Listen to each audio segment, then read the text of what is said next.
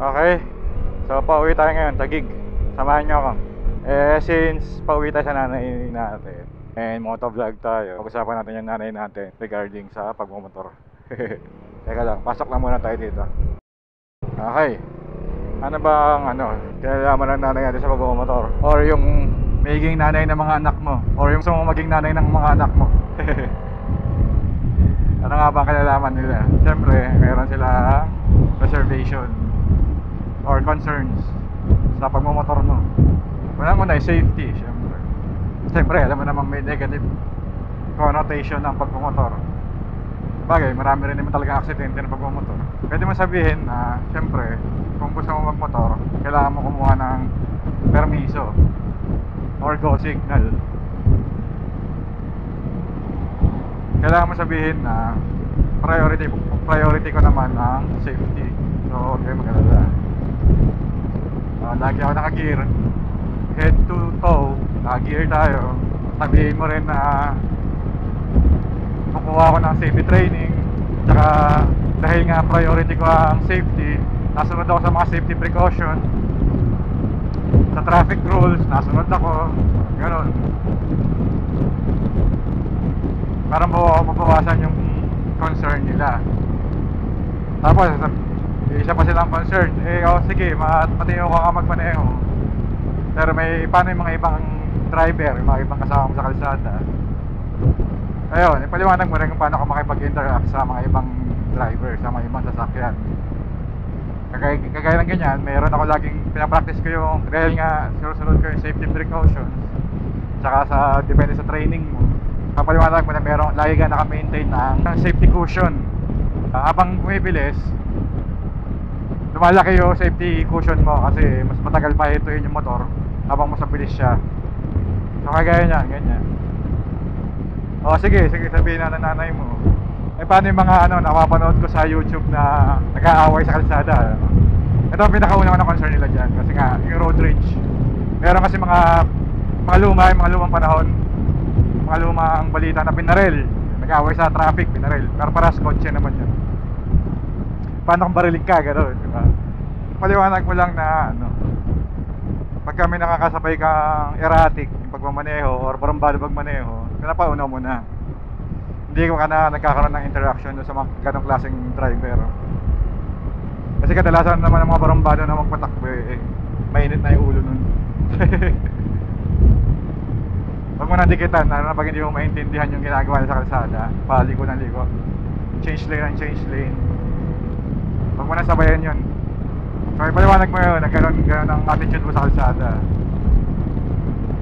Malaking points yun kasi tama sa safety concern nila talaga yun, yung ibang driver kasi nga lagi naman sasabi na kahit matino ka naman, kung banggain ka naman ng iba, di ba?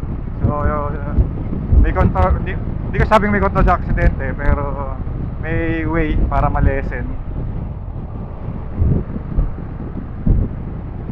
Siyempre, lagi mo sabihin na hindi ka masyadong mabilis yung patakbo. Hindi ka nagmamaneho ng alanganin, ng puyat, masakit ang ulo, basta lahat ng pwede impede ng vision tsaka focus. Maliwanag mo lang lahat yun. Tapos isa pa sa concern, bakit sige, maayos ka magmotor, maayos ka nang dumiskarte, ayos ka magmotor, safe ka, paano yung motor mo kung masira, nasa highway ka, gano'n, matanggal yung gulong, mga gano'n yung mga nanay, di ba? Pagka gano'n, paliwanag mo lang na alaga sa maintenance yung motor mo, hindi mo siya pinakabayaan, sumusunod ka sa proper maintenance, tsaka mga check up, meron ka ring check up routine bago ka umalis ng bahay. O nga pala, shout out Press JC, tiga-maintain ng motor natin, kaya kondisyon. Ayun nga, paliwanag mo lang yun, check mo yung oil, yung gulong, preno, araw-araw bago umalis. Pakita mo lang, kasi makikita rin naman nila yun sa magiging attitude mo, yung responsibility mo sa motor mo. Tapos yung uli, kasi kung halimbawa bago ka pala magmamotor, so magiging issue talaga nila yun, yung inexperience ka. Kulang experience mo o baguhan ka pa lang. So pag ganun, ako kasi ginawa ko doon, kumuha ako ng ano eh, na sa Honda, safety driving na school lessons. Yun yung pinaka-effective eh. Kasi may hard copy yun pagkatapos mo. Pero pagka wala, may paliwanag mo lang na ano, kuha ng motor pero dito lang muna ako sa safe, mas safe na environment. Ano ba, sa village lang. Sasanayin ko muna yung sarili ko, ganyan ganyan. Marunong naman ako magbike, magbike naman ako dati. Halos parehas lang, may makina lang, mas mabigat. Tsaka hindi na magpipedal, mas may power. Paliwanag mo lang yun na gano'n, sasanayin ko lang, kaya ko naman yan, maingat naman ako.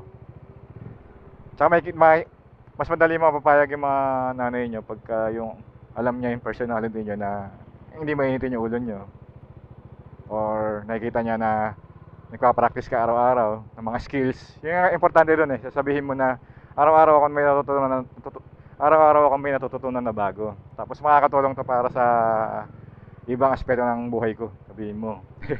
Matuto ka mag-focus, responsibility, discipline. Wala, may ganun yun eh. Ganun yung mangyayari doon eh. Tsaka ganun yung nangyayari, ibig sabihin. Tututo ka ng focus. Ma-apply mo sa ibang aspeto ng buhay mo yun. Ibang natututunan mo sa pagmamotor. Pati pagiging kamote, ma-apply mo sa ibang aspeto ng buhay mo yun. Ayun nga, yung inexperience, training, pakita mo lang, makikita nila sa'yo yun eh. Pag talagang gusto mo talaga magmotor, gusto mo magmotor, makikita nila sa'yo yun na magawa ka ng paraan para mag-improve ka. Ganun. So, sa huli, conclusion, kailangan mo lang sabihin talaga sa kanila na kailangan mo nyo lang talaga sabihin sa kanila na gusto mo talaga magmotor, na alam ko yung papasukin ko, alam ko yung risk, alam ko yung dedication na kailangan para maging safe ako. Pero pakita nyo rin na importante rin sa inyo yung peace of mind nila. Kaya syempre, ikaw enjoy na enjoy ka, di ba, magmotor ka palagi. Tapos sila naman lagi ninenervyos, hinihintay ka lagi umuwi. Parang kinakabahan, araw-araw kada alis ka. So, stress yun, di ba? Pangit yun, hindi yan maganda. Kailangan ma-address mo muna yun lahat bago ka kumuha ng motor. So, isa pa pala, pahabol na tip. Mag-ano lang ka ng channel ng communication, open communication. Kasi mas ano sila eh, kampante pagkaganon. Halimbawa, yung nanay nyo or yung magiging nanay ng mga anak nyo palagi kayong magme-message o kayo tatatawag, basta kahit ano, basta bago umalis tsaka pagkadating lagi kayo magme-message. Yun yung sa open communication. Pahabol pala yun, sorry. Importante yun para kalmado sila. Alam nila nakarating ka na or alam nila paalis ka na. So kung may mangyari man, alam nila yung pagitan, yung oras. Tsaka alam din nila dapat kung nasaan ka para matansya nila kung gaano kalayo yung biyahe. Okay? Yun lang na, short vlog lang. Yun nga, papunta tayo sa nanay natin. Pa-exit na tayo dyan pagkakita Skyway. Samahan nyo muna ako. Pero kung sakaling hindi umabot yung baterya, thank you na matindi. Okay? Hanggang sa muli, babayu. Pero pag umabot, samahan nyo muna ako. Okay?